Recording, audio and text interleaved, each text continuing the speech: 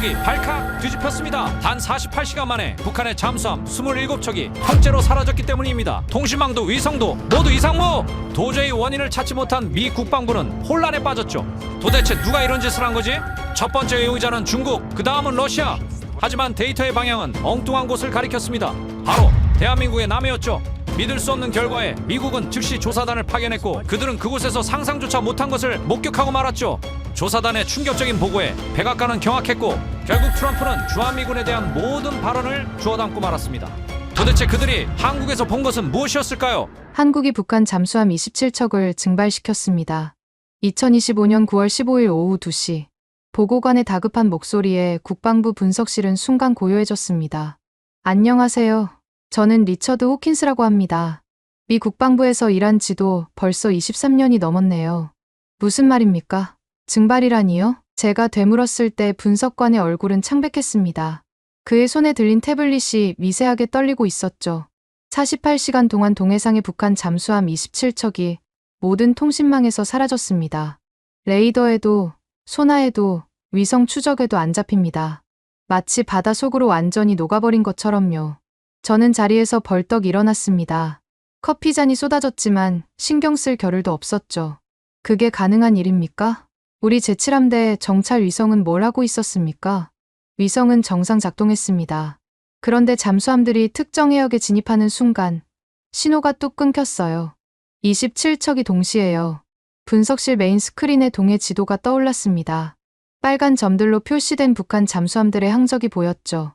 9월 13일 오전 6시부터 시작된 추적 영상이 재생되기 시작했습니다. 점들이 하나둘씩 움직이다가 어느 순간 일제히 사라졌습니다. 정확히 동경 132도 30분, 북위 38도 선상에서요. 자연 현상일 가능성은 제로입니다. 태풍도 없었고 지진도 없었습니다. 해류도 평소와 같았어요. 하지만 팀장이 화면을 전환했습니다. 복잡한 주파수 분석 그래프가 나타났죠. 이 시간대에 초저주파 대역에서 이상 신호가 감지됐습니다. 일반적인 해양 소음과는 완전히 다른 패턴이에요. 저는 그래프를 자세히 들여다봤습니다. 규칙적인 펄스 신호가 2초 간격으로 반복되고 있었죠. 인공적인 신호임이 분명했습니다. 더 충격적인 건 이게 아닙니다. 젊은 분석관이 다른 보고서를 띄웠습니다. 사흘 전 북한이 단거리 미사일 5발을 발사했습니다. 4발이 발사 2초 만에 궤도를 이탈했어요. 북한은 공식적으로 기술적 결함이라고 발표했지만 화면에 미사일 궤적이 나타났습니다. 정상적으로 상승하던 미사일들이 갑자기 나선형을 그리며 바다로 추락하는 모습이었죠. GPS 교란입니까? 아닙니다. 더 정교합니다. 미사일의 관성항 겁장치 자체가 혼란을 일으킨 것 같습니다. 마치 누군가 미사일 내부 시스템을 해킹한 것처럼요. 제 머릿속이 복잡해졌습니다. 이런 수준의 전자전 능력은 미국과 러시아, 중국 정도만 보유하고 있다고 알려져 있었죠. 진원지는 어디입니까? 그게 문제입니다. 팀장이 한반도 전체 지도를 띄웠습니다. 붉은색 파동이 지도 위에 겹쳐졌죠.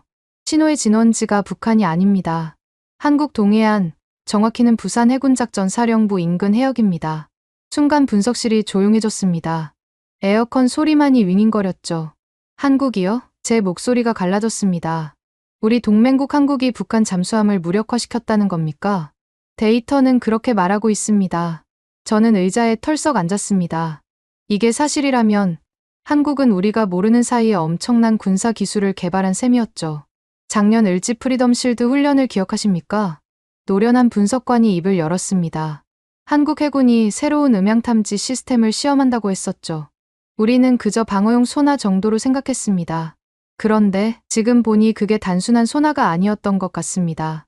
초저주파를 이용한 공격형 음향 무기였을 가능성이 높습니다. 저는 즉시 보안 전화기를 들었습니다. 국방장관님과 연결해 주십시오. 하지만 곧 수화기를 내려놨죠. 이 문제는 전화로 보고할 사안이 아니었습니다. 증거를 더 수집하십시오. 그리고 이 정보는 1급 기밀로 분류합니다. 이 방을 나가는 순간부터 여러분은 아무것도 모르는 겁니다. 팀원들이 고개를 끄덕였습니다. 부장관님, 어떻게 하실 겁니까? 팀장의 질문에 저는 잠시 고민했습니다. 한국에 직접 물어볼 수도 있지만 그들이 진실을 말할까요? 조사단을 구성하겠습니다. 비공식적으로 조용히 움직일 겁니다.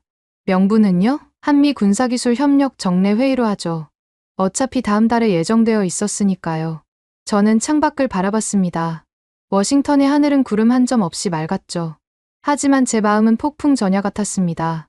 부장관님께서 직접 하십니까? 그래야겠습니다. 이건 단순한 기술 문제가 아니에요. 저는 돌아서며 말했죠. 한미동맹의 근본이 흔들릴 수 있는 문제입니다. 만약 한국이 우리 없이도 북한을 제압할 수 있다면. 말을 끝내지 않았지만 모두가 그 의미를 알았습니다. 주한미군의 존재 이유가 사라질 수도 있다는 것을요. 사흘 뒤 새벽, 저는 앤드루스 공군기지에 도착했습니다. 특별기에는 이미 조사단 멤버들이 탑승해 있었죠. NSA 전자전 전문가 둘, 해군 잠수함 작전 장교 하나, CIA 동아시아 분석관 하나, 그리고 저까지 5명이었습니다. 모두 브리핑 자료는 받았습니까? 이륙 후 저는 팀원들을 소집했습니다. 한국이 최근 5년간 국방비를 연평균 8%씩 증액했습니다. 특히 해군과 공군 전자전 분야에 집중 투자했죠. CIA 분석관이 보고했습니다. 작년에는 독자 위성을 8기나 발사했습니다. 통신 위성이라고 발표했지만 실제로는 다목적 군사 위성일 가능성이 높습니다. KPS라고 들어보셨습니까? 해군 장교가 물었습니다. 한국형 위성왕법 시스템이요. 2035년 완성 목표라고 했는데 이미 시험 운영 중이라는 소문이 있습니다. 태평양 상공을 날면서 저는 계속 생각했습니다. 우리는 한국을 너무 과소평가했던 걸까요? 14시간의 비행이 끝나갈 무렵 창밖으로 한반도가 보이기 시작했습니다. 새벽빛에 물든 동해가 은빛으로 빛나고 있었죠. 저 바다 어딘가에서 27척의 잠수함이 사라졌다는 게 믿기지 않았습니다. 부장관님, 곧 착륙합니다. 조종사의 안내 방송이 들렸습니다. 인천공항에 내렸을 때는 새벽 4시 30분이었습니다. 텅 빈 공항 귀빈실에서 한국 국방부 관계자들이 기다리고 있었죠. 환영합니다. 호킨스 부장관님. 정장 차림의 중년 남성이 손을 내밀었습니다. 저는 국방부 국제협력과 김영수 과장입니다. 한국이 준비한 것들을 보시면 놀라실 겁니다. 그의 미소가 의미심장했습니다. 마치 모든 것을 알고 있다는 듯한 표정이었죠. 내일 부산 해군작전사령부부터 방문하시죠? 블랙아웃 프로젝트에 대해 들으실 수 있을 겁니다. 블랙아웃? 저는 팀원들과 시선을 교환했습니다. 한국이 먼저 카드를 보여주겠다는 건가요? 서울로 향하는 차 안에서 저는 확신했습니다. 이번 방문이 제 인생에서 가장 중요한 전환점이 될 거라는 것을요. 그리고 미국과 한국의 관계가 앞으로 완전히 달라질 거라는 것도요. 다음 날 아침 8시, 우리는 부산으로 향했습니다. KTX 특별칸에서 김영수 과장이 태블릿을 꺼내더니 화면을 보여줬죠. 이게 블랙아웃 소나의 개념도입니다. 처음엔 평범한 음향탐지 시스템처럼 보였습니다. 하지만 자세히 들여다보니 뭔가 달랐죠. 송신부가 비정상적으로 크고 수신 어레이가 3중으로 구성되어 있었습니다. 일반 소나와 뭐가 다릅니까? 일반 소나는 듣기만 합니다. 하지만 블랙아웃은 말을 걸죠. 김 과장이 화면을 넘겼습니다. 초저 주파를 특정 패턴으로 발신합니다. 그 주파수가 잠수함의 통신 주파수와 간섭을 일으켜요. 마치 누군가 귓가에서 계속 소리를 질러서 다른 소리를 못 듣게 만드는 것처럼요. 제 옆에 앉은 해군 작전관 마이클 소령이 숨을 들이켰습니다. 그게 가능합니까? 수중에서 그런 정밀한 주파수 제어가 2년 전까지는 불가능했습니다. 하지만 우리가 새로운 앞전 소자를 개발했죠. 탄화교소 기반의 신소재입니다. 기존 소재보다 3배 이상 효율적이에요. 창밖으로 한국의 시골 풍경이 빠르게 스쳐 지나갔습니다. 논밭과 아파트 단지가 번갈아 나타났다 사라졌죠. 하지만 제 머릿속은 온통 블랙아웃 소나로 가득했습니다. 개발 비용은 얼마나 들었습니까? NSA 전문가 제임스가 물었습니다. 6년간 약 3조 원입니다. 한국 돈으로요. 3조 원. 미국 달러로 환산하면 23억 달러 정도였습니다. 그리 큰 금액은 아니었죠. 하지만 그 효과는 상상을 초월했습니다. 부산역에 도착했을 때는 10시가 조금 넘었습니다. 역 광장에는 해군 차량들이 대기하고 있었죠. 검은색 현대 제네시스 세대가 줄지어 서 있었습니다. 해군작전사령부까지는 30분 걸립니다. 운전병이 말했습니다. 차는 부산 시내를 벗어나 해안도로로 접어들었습니다. 왼쪽으로는 푸른 동해가 펼쳐져 있었죠. 평화로워 보이는 바다 밑에서 그런 일이 벌어졌다니 믿기지 않았습니다. 정문을 통과하자 거대한 레이돔이 보였습니다. 직경이 30m는 넘어 보이는 거대한 구조물이었죠. 백색 돔이 햇빛을 받아 눈부시게 빛났습니다. 저건 뭡니까? 음향 수집 안테나입니다. 반경 500km의 모든 수중 음향을 실시간으로 분석합니다. 1초에 테라바이트급 데이터를 처리할 수 있죠. 건물 입구에서 해군 장교들이 우리를 맞이했습니다. 모두 정복 차림이었고 가슴에는 훈장이 주렁주렁 달려 있었죠. 환영합니다. 저는 해군 기술본부 이상훈 대령입니다. 악수를 나누고 지하로 내려가는 엘리베이터에 올랐습니다. 숫자판을 보니 지하 7층까지 있었습니다. 우리가 간 곳은 지하 3층이었죠. 이 시설은 언제 건설됐습니까? 2023년에 완공됐습니다. 겉으로는 평범한 사령부 건물이지만 지하에는 한국 최고의 음향 분석 시설이 있죠. 문이 열리자 축구장만한 공간이 나타났습니다. 벽면 전체가 거대한 LED 스크린으로 덮여 있었고 수십 명의 요원들이 콘솔 앞에 앉아 있었죠. 키보드 소리와 무전 소리가 섞여 윙윙거렸습니다. 동해 전체를 실시간으로 감시하고 있습니다. 이 대령이 중앙 콘솔로 우리를 안내했습니다. 현재 이 순간에도 일본의 상자위대 잠수함 3척, 중국 잠수함 2척, 러시아 잠수함 1척이 우리 감시망 안에 있습니다. 메인 스크린에 동해 지도가 떴습니다. 각국 잠수함들이 실시간으로 움직이는 모습이 보였죠. 녹색은 일본, 노란색은 중국, 파란색은 러시아였습니다. 마치 전략 시뮬레이션 게임 같았습니다. 정확도는 어느 정도입니까? 마이클 소령이 물었습니다. 위치 오차 범위 50m 이내입니다. 깊이는 10m 이내로 추정 가능하고요. 놀라운 정확도였습니다. 미 해군도 이 정도 수준은 아니었죠. 북한 잠수함은요? 제가 물었습니다. 이 대령이 미소를 지었습니다. 화면을 전환하자 빨간 점들이 나타났습니다. 모두 북한 기지 근처에 모여 있었죠. 9월 13일 이후로 한 척도 움직이지 않고 있습니다. 정확히 48시간 동안 우리가 블랙아웃을 가동했던 기간이죠. 그가 다시 콘솔을 조작했습니다. 복잡한 음향 스펙트럼이 나타났죠. 붉은색 그래프가 물결처럼 출렁이고 있었습니다. 이게 블랙아웃 신호입니다. 15Hz에서 30Hz 사이의 초저 주파를 사용합니다. 이 주파수는 수중에서 수백 킬로미터를 전파됩니다. 반경이 얼마나 됩니까? 제임스가 노트북을 열며 물었습니다. 현재 확인된 유효 반경은 180km입니다. 하지만 이론상으로는 300km까지 가능합니다. 180km라니요. 그 정도면 부산에서 쏜 신호가 울릉도까지 닿는다는 말이었습니다.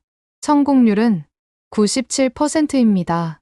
실패한 3%도 완전 실패가 아니라 부분적 교란이었고요. 이 대령이 또 다른 화면을 띄웠습니다.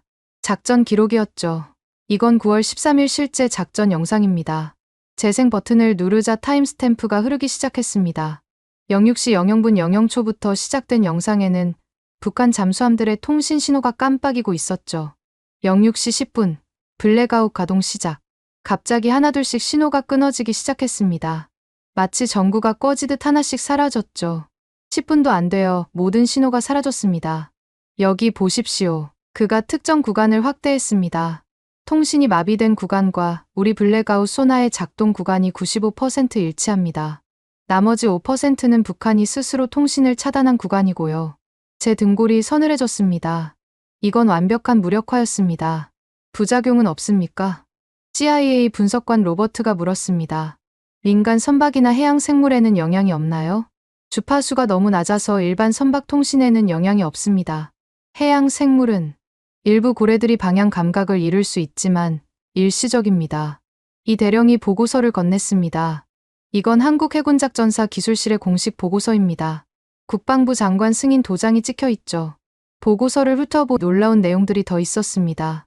블랙아웃은 통신 방해뿐 아니라 잠수함의 자이로스코프까지 교란할 수 있었습니다. 방향 감각을 완전히 잃게 만드는 거죠. 이 기술을 언제부터 개발하셨습니까? 2021년부터 시작했습니다. 4년간 연구 개발, 2년간 시험 운영을 거쳤죠. 작년부터 실전 배치했고요. 6년. 우리가 전혀 모르는 사이에 6년이나 이런 프로젝트가 진행되었다는 겁니다. 왜 우리에게 알리지 않았습니까? 제 목소리가 날카로워졌습니다. 김영수 과장이 조용히 대답했습니다. 기술 유출을 우려했습니다. 아시다시피 한국의 군사 기술은 종종 외부로 새어나갔으니까요. 특히 미국을 거쳐서요. 그 말이 가슴에 박혔습니다. 실제로 과거에 그런 일이 있었죠. 한국이 개발한 기술을 미국이 가져가서 개량한 뒤 다시 비싸게 판 적이 있었습니다. 그래서 이번엔 끝까지 비밀로 하신 겁니까? 완성되기 전까지는요. 이제는 공개해도 따라잡기 어려운 수준이 됐으니까요.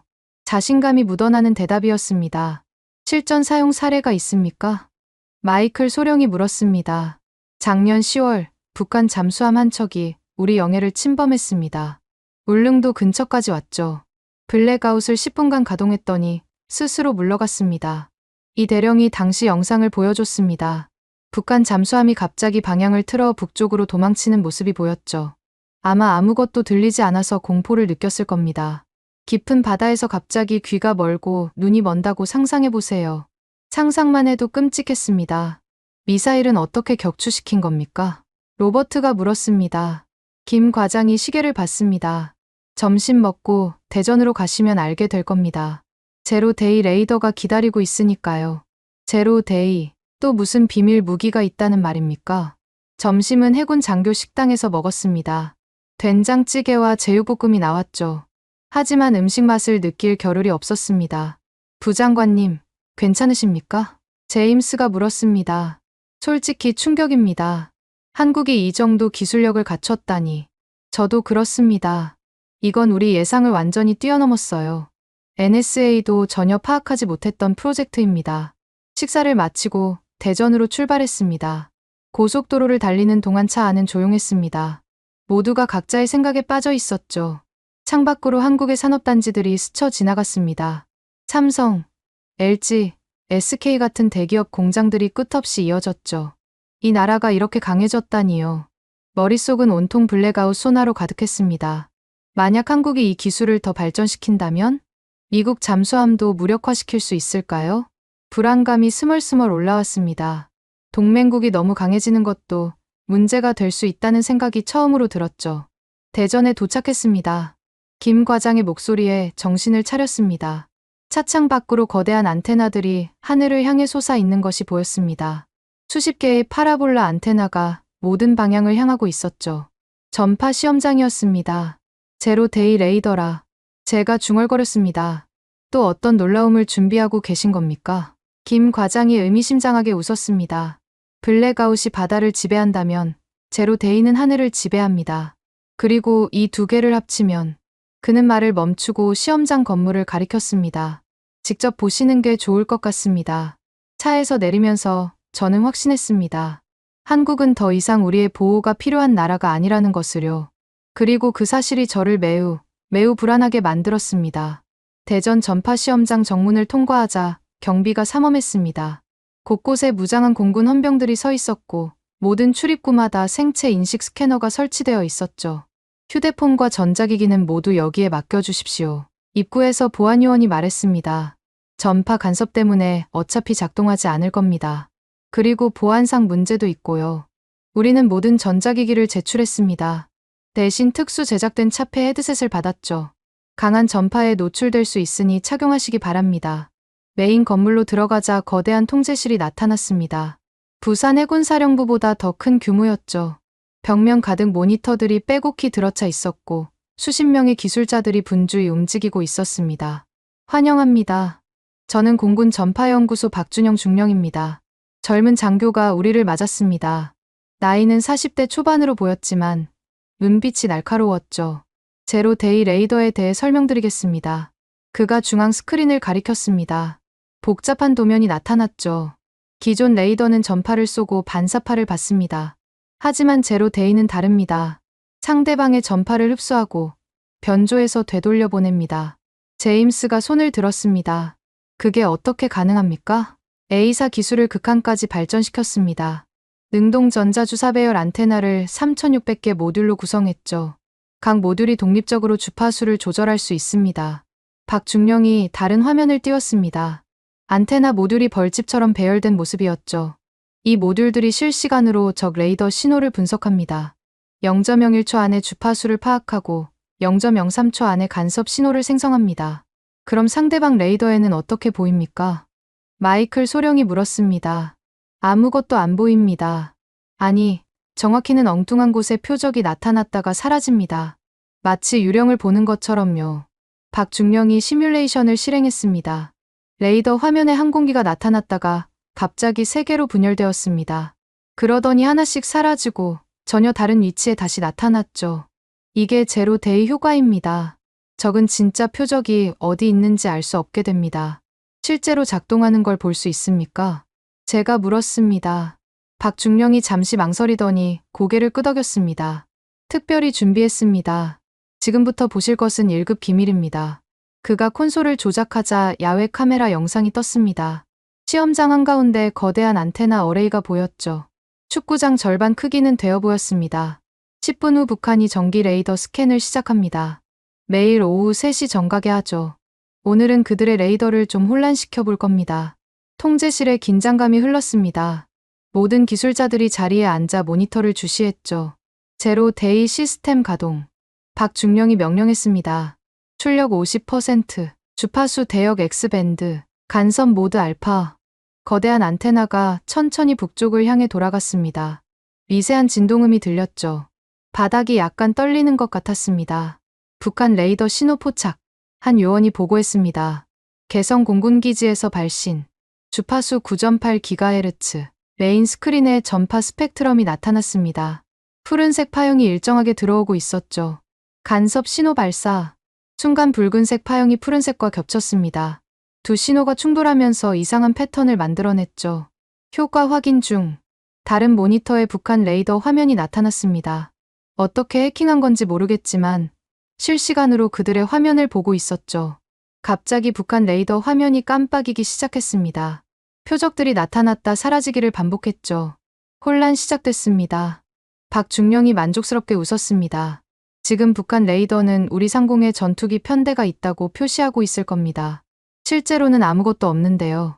정말로 북한 레이더 화면에는 붉은 점 여러 개가 남쪽에서 북상하는 것처럼 보였습니다. 속도와 고도까지 표시되고 있었죠. 잠시만, 이건 CIA 로버트가 놀란 목소리로 말했습니다. 이건 완벽한 기만 아닙니까? 북한이 실제로 대응하면 어떻게 합니까? 걱정 마십시오. 3분만 유지하고 중단할 겁니다. 그들이 상황을 파악하기 전에요. 시계를 보니 이미 2분이 지났습니다. 북한 레이더 화면은 여전히 혼란스러웠죠. 운영자들이 필사적으로 조작하는 모습이 상상됐습니다. 간섭률 82% 도달. 한 요원이 보고했습니다. 궤도 추적 오차 37% 증가. 목표치 달성했습니다. 시스템 정지. 박중령이 명령했습니다. 안테나가 멈추고 진동음이 사라졌습니다. 북한 레이더 화면도 서서히 정상으로 돌아왔죠. 방금 본 것이 제로 데이의 기본 능력입니다. 박중령이 설명했습니다. 하지만 이건 시작일 뿐이죠. 풀파워로 작동하면. 그가 다른 시뮬레이션을 실행했습니다. 한반도 전체 지도에 수많은 붉은 선이 나타났죠. 한반도 공역 전체의 레이더 네트워크를 무력화할 수 있습니다. 북한뿐만 아니라 중국, 러시아 레이더까지도요. 미군 레이더는요? 제가 날카롭게 물었습니다. 박중령이 잠시 침묵했습니다. 기술적으로는 가능합니다. 하지만 그럴 일은 없을 겁니다. 우리는 동맹이니까요. 그 말이 오히려 더 불안하게 만들었습니다. 작년 북한 미사일 궤도 이탈도 이 시스템 때문입니까? 정확합니다. 박중령이 당시 기록을 보여줬습니다. 북한이 미사일을 발사하는 순간 우리가 GPS 교란 신호를 보냈습니다. 아니, 정확히는 그들의 자체 항법 시스템을 혼란시켰죠. 화면에 미사일 궤적이 나타났습니다. 정상 궤도를 따라가다가 갑자기 나선형으로 돌면서 추락했죠. 미사일 내부 컴퓨터가 자신의 위치를 파악하지 못한 겁니다. 위로 가야 할지 아래로 가야 할지 혼란스러워했죠. 이런 기술을 언제 개발했습니까? NSA 제임스가 물었습니다. 2022년부터 시작했습니다. 7년간 개발하고 작년부터 실전 배치했죠. 또 우리가 모르는 사이에 진행된 프로젝트였습니다. 왜 지금 공개하는 겁니까? 더 이상 숨길 필요가 없어서입니다. 김영수 과장이 대답했습니다. 북한도 이제 알고 있습니다. 자신들의 무기 체계가 무력화되고 있다는 거요. 그래서 최근 도발이 줄어든 겁니다. 그 말이 맞았습니다. 최근 몇 달간 북한의 미사일 발사가 현저히 줄었죠. 한국이 이 두 시스템을 동시에 운용하면 마이클 소령이 말을 꺼냈습니다. 바다와 하늘을 완전히 장악할 수 있겠군요. 그것뿐이 아닙니다. 박중령이 마지막 화면을 띄웠습니다. KPS 위성과 연동하면 더 정확한 타격이 가능합니다. 센티미터 단위로 목표를 추적하고 무력화할 수 있죠. KPS, 또 다른 비밀 프로젝트가 있었던 겁니다. 내일 서울에서 KPS에 대해 들으실 겁니다. 김 과장이 말했습니다. 그때 모든 퍼즐이 맞춰질 거예요. 시험장을 나오면서 저는 보고서를 받았습니다. 표지에 원인불명이라고 적혀 있었죠. 하지만 내용은 달랐습니다. 북한 무기체계 이상 현상, 한국의 주파수 재배치 가능성. 보고서를 읽으면서 저는 깨달았습니다. 한국은 이미 우리가 생각하는 것보다 훨씬 앞서 있다는 것을요. 서울로 돌아가는 차 안에서 팀원들은 모두 침묵했습니다. 각자 오늘 본 것을 소화하느라 바빴죠. 부장관님, 제임스가 조용히 말했습니다. 이건 판도를 바꿀 수 있는 기술입니다. 한국이 독자적으로 북한을 제압할 수 있다면 주한미군의 의미가 달라지겠죠. 제가 대답했습니다. 창밖으로 어둠이 내리고 있었습니다. 서울의 불빛이 멀리 보였죠. 내일은 KPS를 보게 될 겁니다. 과연 또 어떤 충격이 기다리고 있을까요? 머릿속이 더 혼란스러워졌습니다.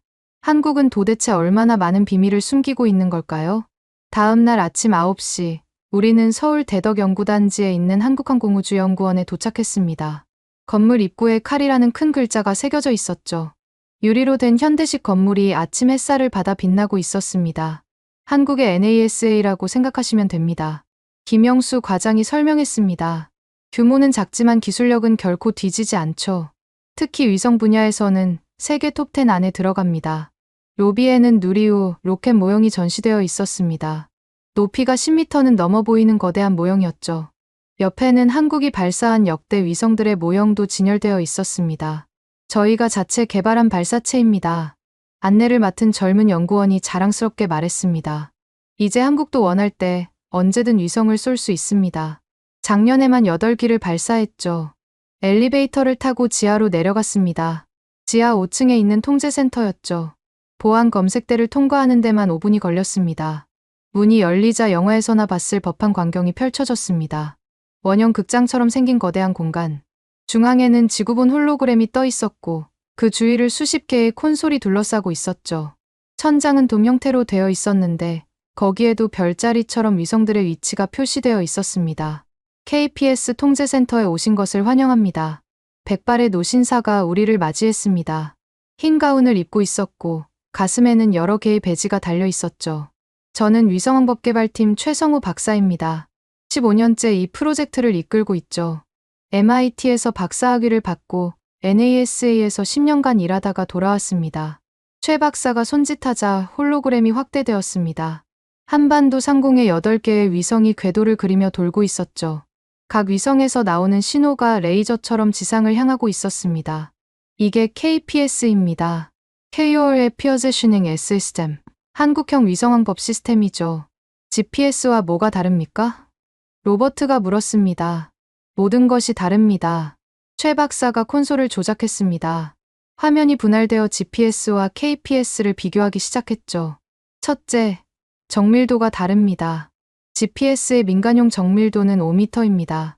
군사용도 1m 정도죠. 하지만 KPS는 10cm입니다. 10cm라니요. 믿기 힘든 수치였습니다.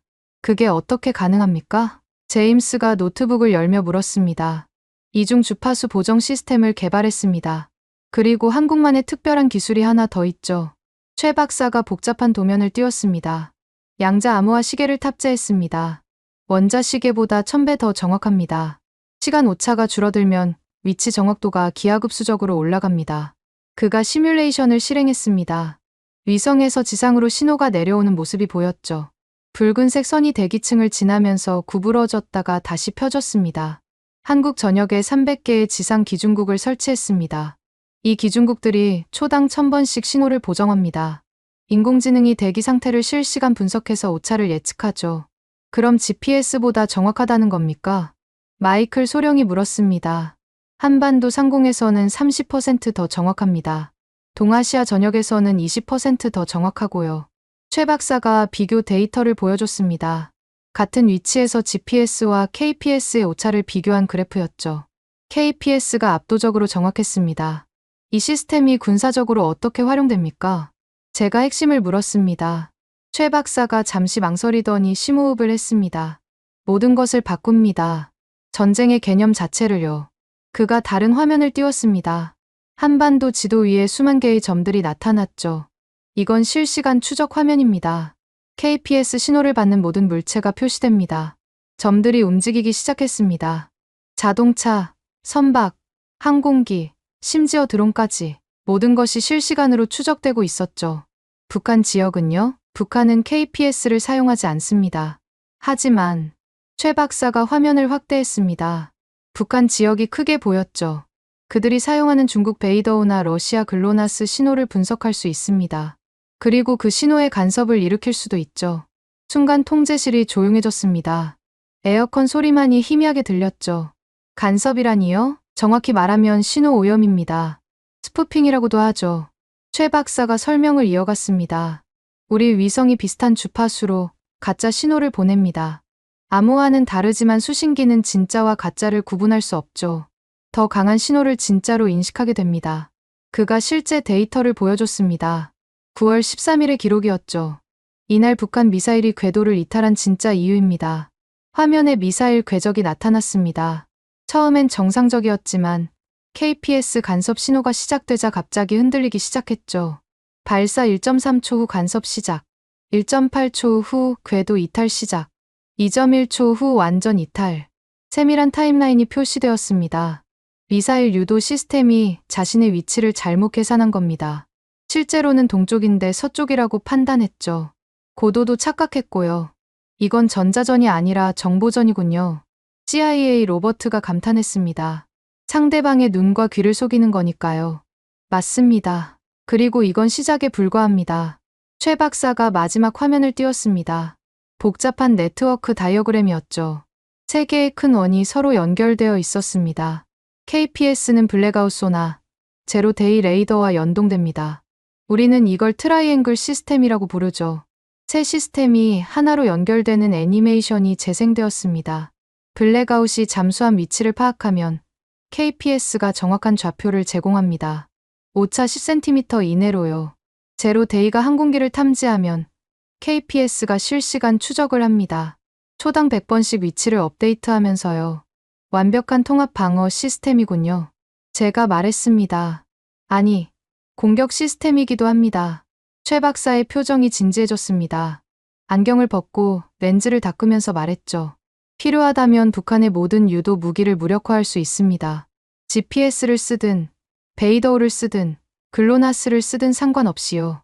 우리 신호가 더 강하니까요. 그럼 북한은 재래식 무기밖에 못 쓰는 거군요. 마이클 소령이 말했습니다. 정확합니다. 2차 대전 수준으로 되돌아가는 거죠. 눈으로 보고 쏘는 수준이요. 김영수 과장이 시계를 확인하고 끼어들었습니다. 내일 용산에서 통합 시뮬레이션을 보실 겁니다. 새 시스템이 동시에 작동하는 모습을요.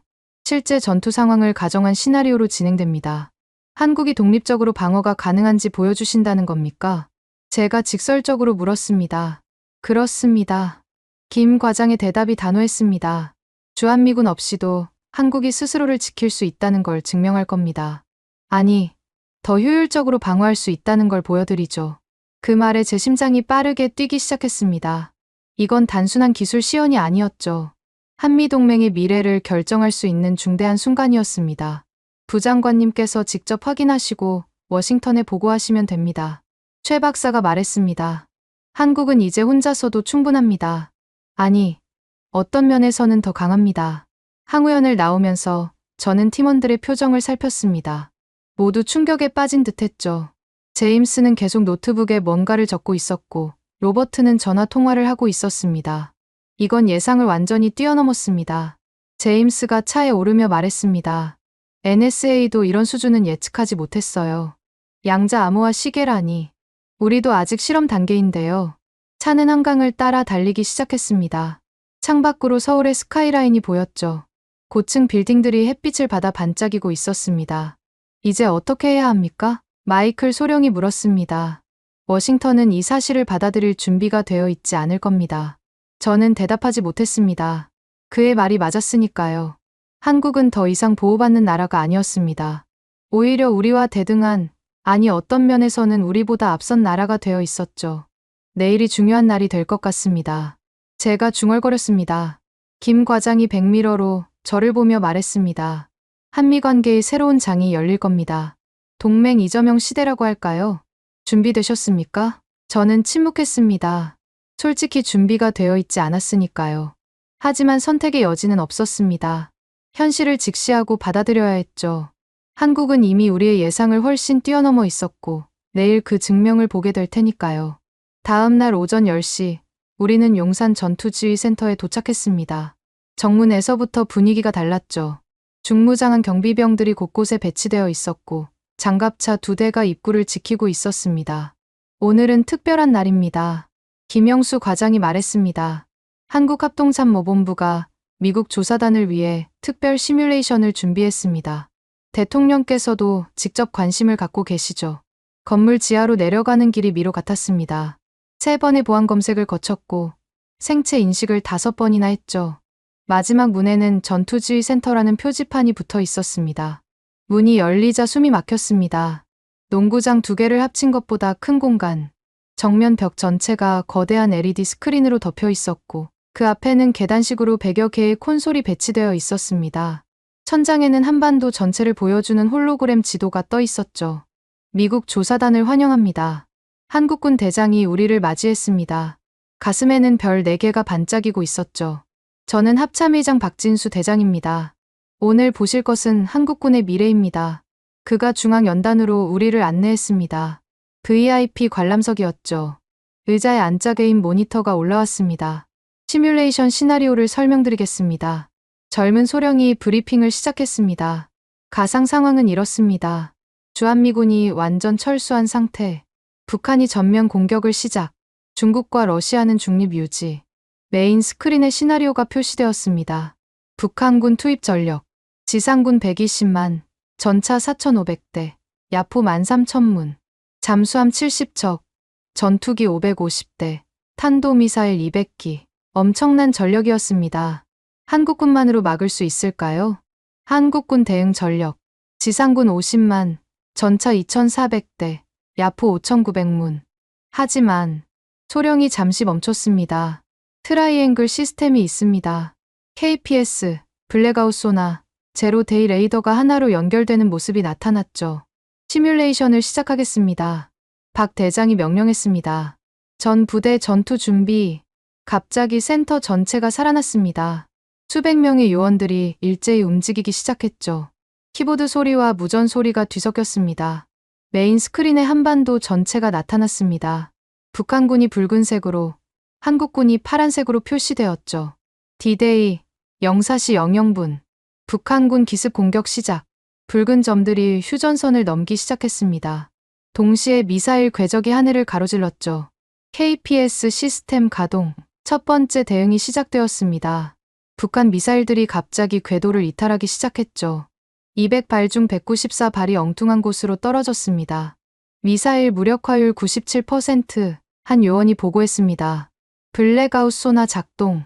동해와 서해에 배치된 북한 잠수함들이 하나둘씩 정지하기 시작했습니다. 통신이 끊기고 방향을 잃은 거죠. 잠수함 70척 중 68척 무력화. 나머지 2척은 기계 고장으로 이미 정지 상태. 믿을 수 없는 효율이었습니다. 제로 데이 레이더 가동. 이번엔 공중전이었습니다. 북한 전투기들이 때로 남하하고 있었지만 갑자기 대형이 흐트러지기 시작했죠. 적기 레이더 교란 시작. 아군기 위치 기만 성공. 북한 전투기들이 허공에 미사일을 쏘기 시작했습니다.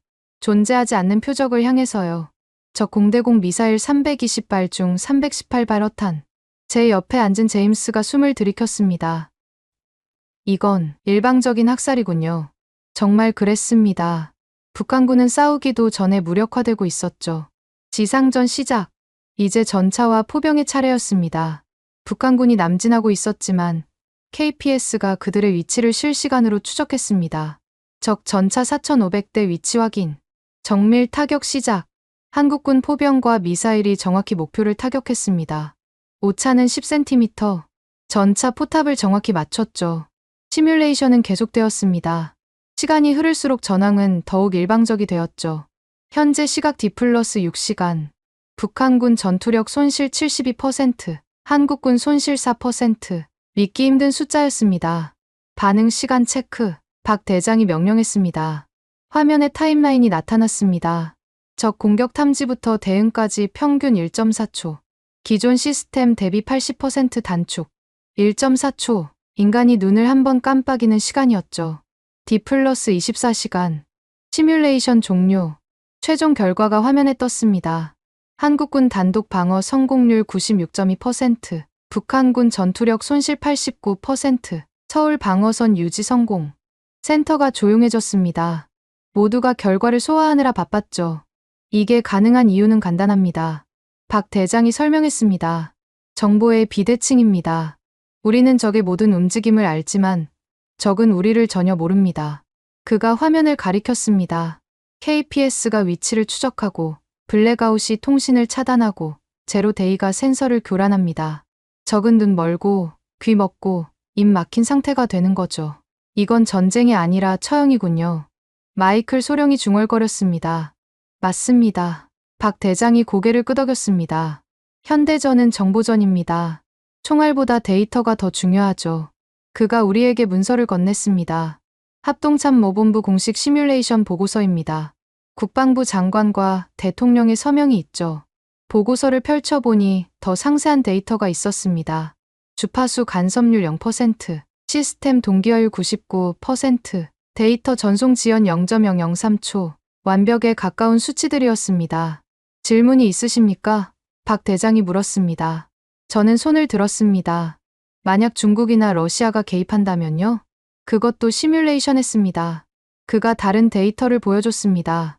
중국 개입 시 방어 성공률 81%, 러시아 개입 시 78%, 동시 개입 시 63%, 여전히 높은 수치였습니다. 트라이앵글 시스템은 국적을 가리지 않습니다. GPS든 베이더우든 글로나스든 모두 교란할 수 있으니까요. CIA 로버트가 물었습니다.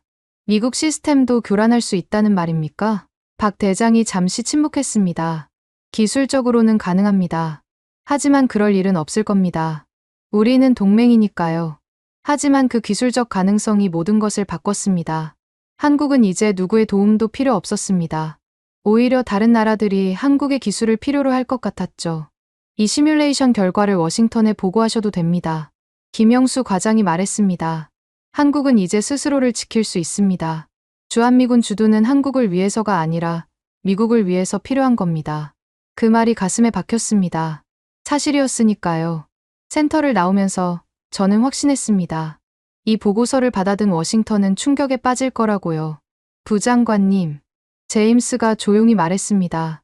이제 어떻게 해야 합니까? 방위비 인상을 요구하기는커녕 오히려 우리가 한국에 의존해야 할 것 같은데요. 저는 대답하지 못했습니다.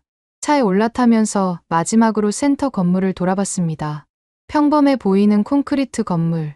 하지만 그 안에는 전쟁의 패러다임을 바꿀 기술이 있었죠. 내일 워싱턴으로 돌아갑니다. 제가 팀원들에게 말했습니다. 보고서를 준비하세요. 아주 충격적인 보고서가 될 겁니다. 서울의 저녁 풍경이 차창 밖으로 흐르고 있었습니다. 평화로워 보이는 도시. 하지만 이 도시는 세계 최강의 방어 시스템으로 보호받고 있었죠. 더 이상 우리의 보호가 필요 없는 도시였습니다. 워싱턴으로 돌아온 지 사흘째 되는 날이었습니다. 저는 국방부 청사 7층 회의실에서 보고서를 마무리하고 있었죠. 책상 위에는 커피잔 5개가 쌓여 있었고 노트북 화면에는 프로젝트 푸른방패라는 제목이 선명하게 떠 있었습니다. 새벽 4시부터 시작한 작업이었습니다. 한국에서 가져온 자료들을 하나하나 검토하며 보고서를 작성했죠. 매 문장을 쓸 때마다 고민이 깊어졌습니다. 어떻게 설명해야 워싱턴이 이 현실을 받아들일까?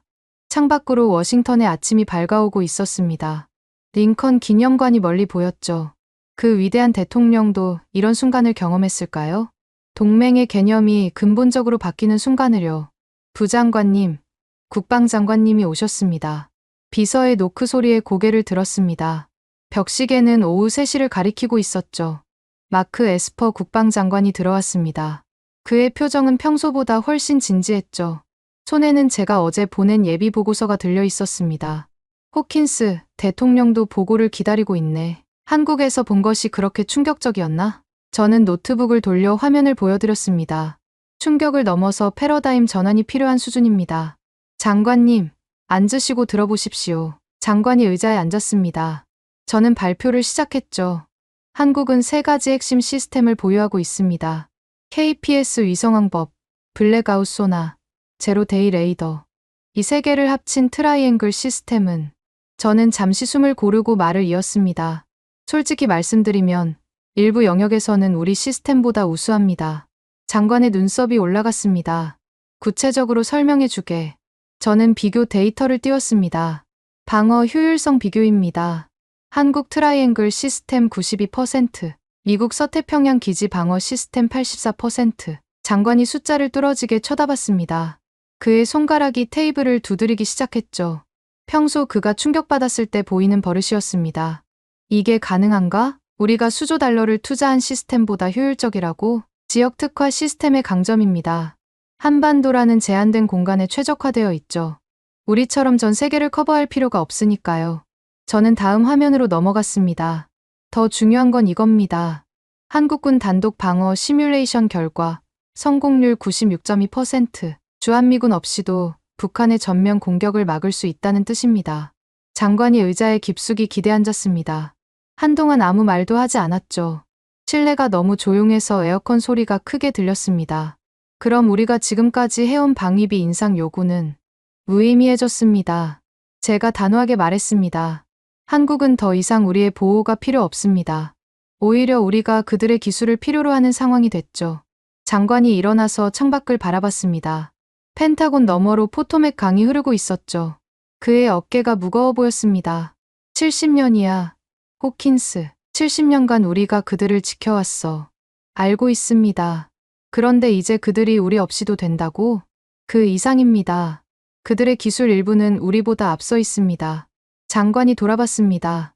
이게 내 결론인가? 아닙니다. 제 제안은 다릅니다. 저는 보고서의 핵심 부분을 펼쳤습니다. 몇 번이나 고쳐 쓴 부분이었죠. 동맹의 개념을 바꿔야 합니다. 지금까지 한미동맹은 보호와 피보호 관계였습니다. 우리가 보호하고 한국이 보호받는.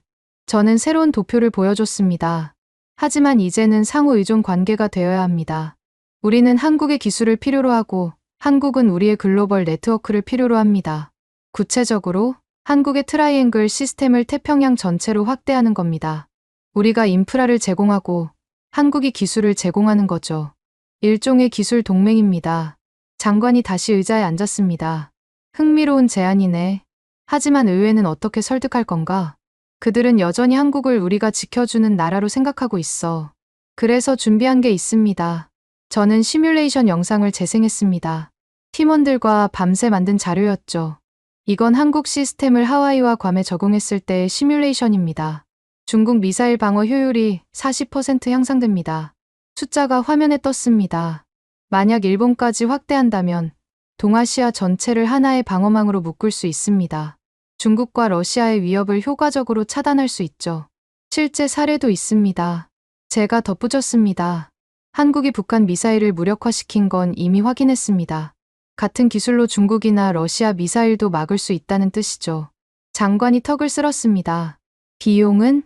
초기 투자 200억 달러. 하지만 기존 시스템 업그레이드 비용 800억 달러를 절약할 수 있습니다. 순절감 600억 달러입니다. 한국이 동의할까? 이미 비공식 타진을 했습니다. 어제 한국 국방부와 화상회의를 했죠. 그들도 긍정적입니다. 단, 조건이 있습니다. 뭔가? 기술 주권을 인정받는 겁니다. 더 이상 우리의 승인 없이는 무기를 팔 수 없는 나라가 아니라 독립적인 방산 파트너로 인정받길 원합니다. 장관이 깊은 한숨을 쉬었습니다. 이건 큰 변화야. 70년간 유지해온 체제를 바꾸는 거니까. 하지만 필요한 변화입니다. 제가 강조했습니다. 한국은 이미 변했습니다. 우리만 과거에 머물러 있을 순 없죠. 만약 우리가 거부한다면 한국은 다른 파트너를 찾을 겁니다. 다른 파트너? 유럽이나 중동 국가들도 한국 기술에 관심이 많습니다. 사우디는 이미 한국의 방산 협력을 제안했고요. 그때 비서가 들어왔습니다. 장관님, 국가안보보좌관이 오셨습니다. 제이크 설리번이 들어왔습니다. 그의 손에는 대통령 1일 브리핑 파일이 들려 있었죠. 호킨스 부장관, 대통령께서 보고를 듣고 싶어 하십니다. 내일 오전 백악관에서 뵙죠. 그가 보고서 표지를 훑어봤 프로젝트 푸른 방패. 한국을 의미하는 건가요? 아닙니다. 제가 대답했습니다. 새로운 태평양 방어 체계를 의미합니다. 한국과 미국이 함께 만드는 미래의 방패죠. 설리번이 눈을 가늘게 떴습니다. 한국이 우리와 대등한 파트너가 된다는 건가요? 그렇습니다. 이미 그들은 그 자격을 증명했습니다. 대통령께서 놀라실 겁니다. 놀라시더라도 받아들이셔야 합니다. 이게 현실이니까요. 설리번이 고개를 끄덕였습니다. 흥미롭군요. 내일 자세히 듣죠. 그들이 떠난 후 저는 다시 보고서를 다듬기 시작했습니다. 특히 한 문장을 반복해서 고쳤죠. 한국은 더 이상 하위 파트너가 아니다. 이제 그들은 우리와 대등한 동맹이며 어떤 분야에서는 우리보다 앞서 있다. 이 문장을 쓰는 게 쉽지 않았습니다. 미국의 우월성을 인정해온 제가 다른 나라의 기술적 우위를 인정하는 거니까요. 하지만 현실이었습니다. 저녁 6시, 저는 팀원들과 마지막 회의를 했습니다. 내일 백악관 브리핑 준비는 끝났습니까? 제임스가 고개를 끄덕였습니다. 데이터는 모두 준비했습니다. 3D 애니메이션도 만들었고 비교 차트도 완성했습니다. 대통령께서 받아들이실까요? 미국이 한국 기술에 의존해야 한다는 걸? 저는 창밖을 바라봤습니다. 워싱턴 기념탑이 석양에 붉게 물들어 있었죠. 받아들이셔야 합니다. 그게 현실이니까요. 마이클 소령이 물었습니다. 만약 거부하신다면? 그럼 우리는 뒤처질 겁니다. 한국은 우리 없이도 나아갈 테고 우리는 과거의 영광에 매달려 있겠죠. 중국이 그 빈자리를 차지할 수도 있고요. 저는 보고서를 가방에 넣었습니다. 표지에 프로젝트 푸른 방패가 눈에 들어왔죠. 하지만 그런 일은 없을 겁니다. 대통령은 현실주의자니까요. 그리고 우리에겐 선택의 여지가 없습니다. 집으로 돌아가는 길, 저는 계속 생각했습니다. 한국에서 본 것들이 마치 꿈 같았죠. 블랙아웃 소나의 붉은 파장, 제로데이 레이더의 유령 신호, KPS의 10cm 정밀도, 그리고 무엇보다 그들의 자신감 넘치는 표정들, 더 이상 우리를 올려다보지 않는 눈빛들. 세상이 변했습니다. 그리고 우리도 변해야 했죠. 내일 백악관에서 저는 그 변화의 시작을 알릴 것입니다. 프로젝트 푸른 방패, 한미동맹 2.0의 시작을요. 다음 날 아침 9시, 저는 백악관 웨스트윙 입구에 서 있었습니다. 손에는 프로젝트 푸른 방패 보고서가 들려 있었고, 가슴은 빠르게 뛰고 있었죠.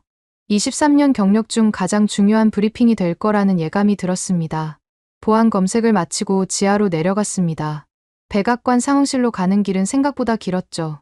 복도 벽에는 역대 대통령들의 사진이 걸려 있었습니다. 문이 열리자 이미 여러 명이 앉아 있었습니다. 대통령을 중심으로 국무장관, 합참의장, CIA 국장, 그리고 NSC 보좌진들이 타원형 테이블을 둘러싸고 있었죠. 호킨스 부장관, 시작하시죠. 대통령이 말했습니다. 그의 표정은 평소보다 더 진지했죠. 한국에서 무엇을 보고 오셨는지 궁금합니다.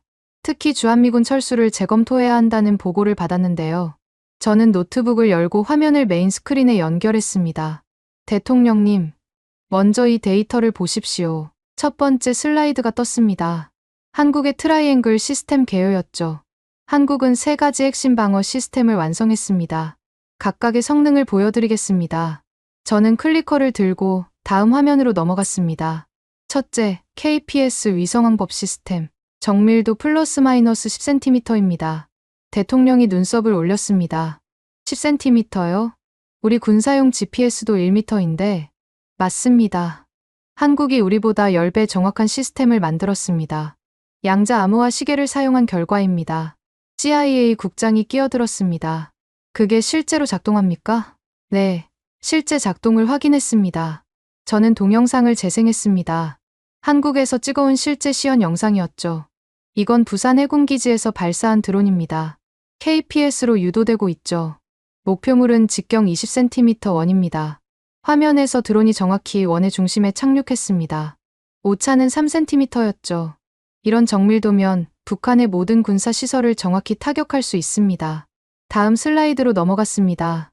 둘째, 블랙아웃 소나. 북한 잠수함 통신 두절율 97%입니다. 실제 작전 데이터를 보여줬습니다. 9월 13일, 27척의 잠수함이 사라진 그날의 기록이었죠. 48시간 동안 북한 잠수함 전력이 완전히 마비됐습니다. 단 한 척도 통신하지 못했죠.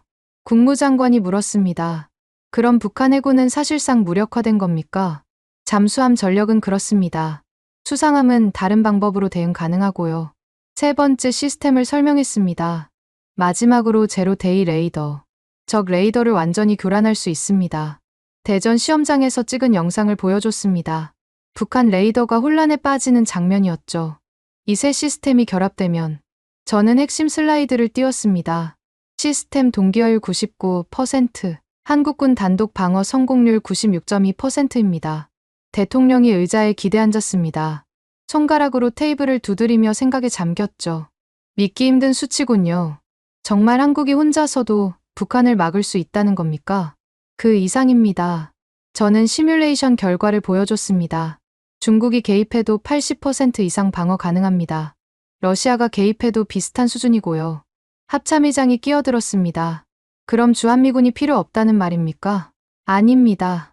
주한미군의 역할이 바뀌어야 한다는 겁니다. 저는 새로운 전략 구상을 설명했습니다. 한국을 보호하는 것이 아니라 한국과 함께 동아시아를 방어하는 겁니다. 한국의 기술과 우리의 전력을 결합하면 시너지가 엄청날 겁니다. 대통령이 제이크 설리번을 받습니다. NSC의 의견은? 설리번이 문서를 펼쳤습니다. 독립적으로 검증한 결과 호킨스 부장관의 보고가 정확합니다. 한국의 기술력은 우리 예상을 완전히 뛰어넘었습니다. 대통령이 일어나서 창밖을 바라봤습니다. 백악관 정원이 가을빛으로 물들어 있었죠. 방위비 인상 요구는 어떻게 합니까? 의회에서 계속 압박하고 있는데 철회해야 합니다. 제가 단호하게 말했습니다. 오히려 우리가 한국 기술 사용료를 내야 할 상황입니다. 신뢰가 조용해졌습니다. 충격적인 제안이었으니까요. 증거가 더 필요합니다. 대통령이 돌아서며 말했습니다. 이런 중대한 결정을 내리려면 확실한 증거가 필요해요. 저는 준비한 최종 문서를 꺼냈습니다. 이건 한국합동참모본부의 공식 문서입니다. 그들의 실제 작전 능력을 상세히 기록한 1급 비밀 자료죠. 대통령이 문서를 받아 읽기 시작했습니다. 페이지를 넘길수록 그의 표정이 변했죠.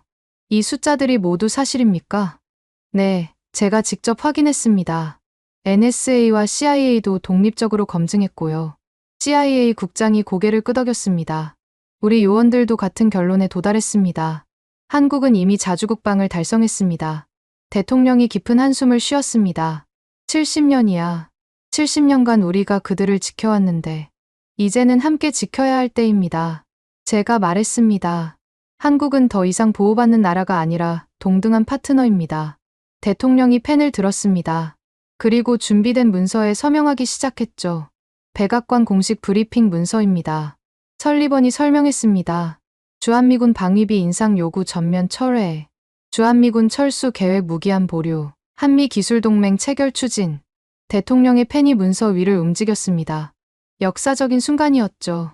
서명이 끝나자 대통령이 말했습니다. 내일 기자회견을 할 겁니다. 새로운 한미 관계를 발표하죠. 그가 저를 봤습니다. 호킨스, 잘했네. 자네가 아니었다면 우리는 큰 실수를 할 뻔했어. 저는 고개를 숙였습니다. 한국이 보여준 것을 전달했을 뿐입니다. 회의가 끝나고 상황실을 나오면서 저는 복도에 걸린 한국전쟁 사진을 봤습니다. 1950년, 폐허가 된 서울의 모습이었죠. 그리고 75년 후, 그들은 우리와 어깨를 나란히 하게 되었습니다. 부장관님, 설리번이 다가왔습니다. 내일 발표문에 이 문장을 넣을 겁니다. 한국은 세계 평화의 핵심 축이다. 저는 미소를 지었습니다. 완벽한 문장입니다. 백악관을 나오면서 하늘을 올려다봤습니다. 구름 한 점 없는 맑은 날이었죠. 내일이면 세상이 알게 될 겁니다. 한국이 더 이상 작은 나라가 아니라는 것을, 그리고 미국이 새로운 시대를 받아들였다는 것을요. 저는 차에 올라타며 생각했습니다. 이제야 프로젝트 푸른 방패가 진짜로 시작되었구나. 백악관 기자회견이 끝난 다음 날, 저는 다시 서울행 비행기에 올랐습니다. 이번엔 혼자였죠. 공식 일정도 없었습니다. 그저 마지막으로 확인하고 싶은 것이 있었을 뿐이었습니다. 비행기 안에서 저는 계속 생각했습니다. 2달 전 처음 한국으로 왔을 때와 지금이 얼마나 다른지를요. 그때는 의심과 불안으로 가득했는데 이제는 기대와 희망으로 가득했죠. 새벽 4시, 저는 대덕연구단지 한국항공우주연구원 앞에 서 있었습니다. 10월의 새벽 공기가 차가웠죠. 건물 앞 가로등만이 어둠을 밝히고 있었습니다. 경비원이 의아한 표정으로 저를 봤습니다. 이런 시간에 무슨 일이십니까? 최성우 박사님과 약속이 있습니다. 사실 정식 약속은 없었습니다. 하지만 어제 전화로 양해를 구했죠.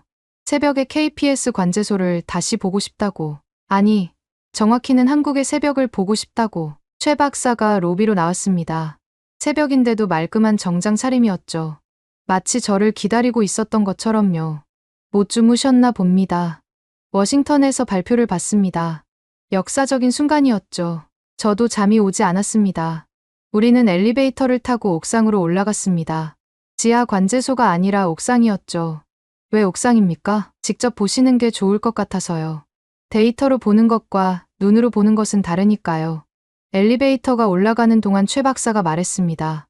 부장관님, 한 가지 고백할 게 있습니다.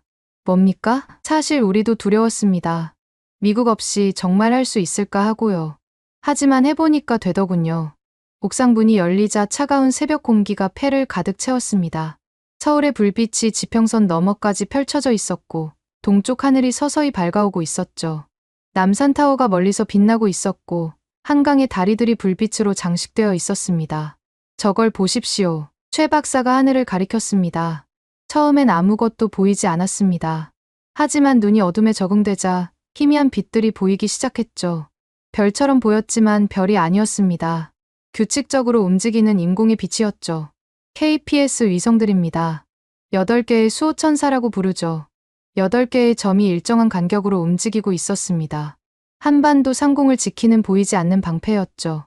각 위성이 다른 속도로 움직이면서도 완벽한 조화를 이루고 있었습니다.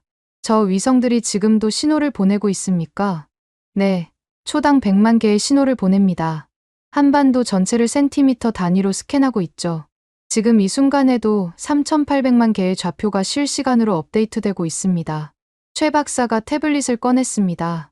화면에는 실시간 데이터가 폭포수처럼 흐르고 있었죠.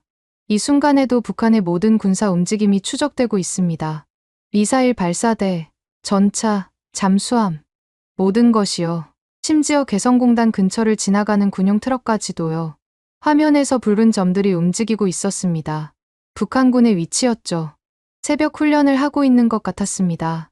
일부는 정지해 있었고 일부는 천천히 이동하고 있었죠. 저들은 모르겠죠? 제가 물었습니다. 자신들이 완전히 노출되어 있다는 걸? 우리가 모든 걸 보고 있다는 걸? 모릅니다. 알아도 막을 방법이 없고요. 이게 정보 비대칭의 힘입니다. 저는 난간에 기대어 서울을 내려다봤습니다. 평화로운 도시의 새벽 풍경이었죠. 여기저기서 이른 출근을 준비하는 불빛들이 하나둘 켜지고 있었습니다. 75년 전 폐허였던 이 도시. 미군 없이는 하루도 버틸 수 없다고 생각했던 이 나라가 이제는 최첨단 기술로 스스로를 지키고 있었습니다. 부장관님, 최 박사가 조용히 말했습니다. 처음 이 프로젝트를 시작할 때 많은 사람들이 불가능하다고 했습니다. 미국 없이는 안 된다고요. 우리 기술로는 무리라고요. 그런데 해내셨군요. 해냈습니다. 15년이 걸렸죠. 처음 5년은 실패의 연속이었습니다. 위성 하나가 궤도를 이탈했고 시스템이 2번 다운됐죠. 하지만 포기하지 않았습니다. 그가 먼 산을 바라보며 말을 이었습니다. 왜냐하면 이게 우리의 미래였으니까요. 더 이상 누군가에게 기대지 않고 우리 힘으로 서는 미래요. 하지만 그가 저를 봤습니다. 우리는 여전히 미국과 함께하길 원합니다. 경쟁자가 아니라 파트너로서요. 대등한 친구로서요. 저는 고개를 끄덕였습니다. 그게 우리가 원하는 것이기도 합니다. 이제야 깨달았죠. 강한 동맹이 더 좋은 동맹이라는 것을요. 동쪽 하늘이 점점 밝아왔습니다. 어둠과 빛이 만나는 경계선이 선명해졌죠. 첫 번째 햇살이 지평선 너머로 모습을 드러내기 시작했습니다. 저것 좀 보십시오. 최 박사가 다시 하늘을 가리켰습니다. 햇빛이 위성에 반사되면서 8개의 빛나는 점이 더욱 선명해졌습니다. 마치 새로운 별자리 같았죠. 한국이 만든 인공의 별자리, 평화를 지키는 별들이었습니다. 아름답군요. 제가 감탄했습니다. 단순히 아름다운 게 아닙니다. 최 박사가 태블릿 화면을 보여줬습니다. 지금 이 순간 북한에서 발사 준비 중이던 미사일 2기가 갑자기 발사를 취소했습니다. 우리 신호를 감지한 것 같습니다. 아니면 어제 백악관 발표를 받거나요. 데이터가 실시간으로 업데이트되고 있었습니다. 북한 미사일 기지의 활동이 급격히 줄어들었죠. 붉은 점들이 하나둘씩 사라지고 있었습니다. 이게 진짜 힘입니다. 최 박사가 말했습니다. 총 한 발 쏘지 않고 전쟁을 막는 힘, 싸우지 않고 이기는 힘, 피 한 방울 흘리지 않고 평화를 지키는 힘. 저는 그 말에 깊이 공감했습니다. 진정한 강함은 파괴가 아니라 보호에 있다는 것을요. 태양이 완전히 떠올랐습니다. 서울 전체가 황금빛으로 물들었죠. 한강이 금빛 리본처럼 반짝이고 빌딩들의 유리창이 수만 개의 거울이 되어 빛났습니다. 새들이 하늘을 가로질러 날아갔고 도시가 하루를 시작했습니다. 이제 돌아가셔야죠? 최 박사가 물었습니다. 네, 오후 비행기입니다. 보고서는 잘 쓰셨습니까? 썼습니다. 하지만 저는 잠시 말을 멈췄다가 이어갔습니다. 진짜 중요한 건 보고서에 담을 수 없었습니다. 뭡니까? 이 나라의 의지요. 스스로 서겠다는 의지, 더 이상 누구에게도 의존하지 않겠다는 결심, 그리고 그걸 실제로 해낸 자부심. 최 박사가 미소를 지었습니다. 이제 아시는군요. 우리가 진짜 만든 것이 무엇인지를요. 우리는 한참 동안 아무 말 없이 서 있었습니다. 아침 햇살을 받으며 깨어나는 도시를 바라보며 평화로운 순간이었죠. 다음에 오실 때는 더 놀라운 것을 보여드리겠습니다. 최 박사가 말했습니다. 더 놀라운 게 있습니까? 물론입니다. 이건 시작일 뿐이니까요. 우주 개발, 양자 컴퓨터, 인공지능 방어 시스템. 한국은 계속 앞으로 나아갈 겁니다.